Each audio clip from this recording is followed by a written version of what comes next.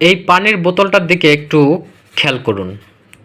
জীবন কোম্পানির পানি, এবং এটা কিন্তু বেশ মার্কেটে সচল আছে এবং একটা ব্র্যান্ডেড কোম্পানি। এখানে আপনারা কিছু বিষয় লক্ষ্য করেন, সেটা হচ্ছে সব কিছুই ঠিক আছে। এখানে যে প্লাস্টিক কয়বার ইউজ করতে পারবেন সেটার সাইন আছে, কোথায় ফেলবেন সেটার সাইন আছে, এবং এখানে বিএসটিআইয়েরও সাইন আছে। আর এটা হচ্ছে কিউআর কোড, কিছু জানার থাকলে সেখান থেকে বিস্তারিত সব কিছু জানতে পারবেন।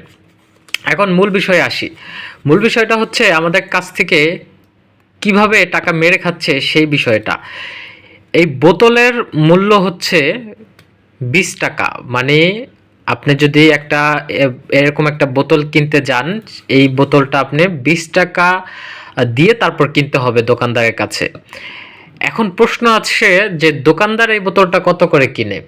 আশ্চর্যজনক বিষয় হচ্ছে দোকানদার এই পানির বোতলটা কিনে মাত্র 10 টাকা কি 12 টাকায়, ঠিক আছে। আর বাকি টাকাই হচ্ছে তার মুনাফা। তিনি এত টাকা লাভে এই হচ্ছে পানি বিক্রি করে, এবং কোম্পানিও এখানে ডাইরেক্ট গায়ে হচ্ছে রেট লিখে দিচ্ছে যে তোমরা লাভ করো।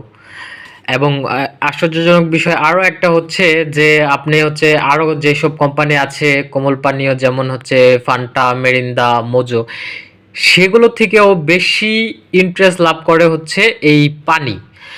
এখন যে কোনো ধরনের পানি আপনি কিনেন, আপনি কিনেন বা আপনি হচ্ছে মাম কিনেন, সেগুলোতে আরও ইন্টারেস্ট বেশি।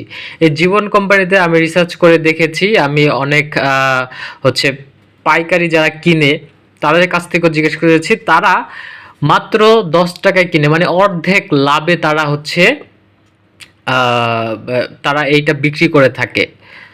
সো এভাবে যদি কাস্টমার ঠকানো হয় সেটা আসলেই কাস্টমাররা কাস্টমাররা এখানে হচ্ছে ভুক্তভোগী। সো আমার মনে হয় যে এখানে একটু সহনশীল হওয়া উচিত, একটু কনজিউমারদের বিষয়গুলো খেয়াল করা উচিত যে এত টাকা কেন তারা হচ্ছে রাখছে।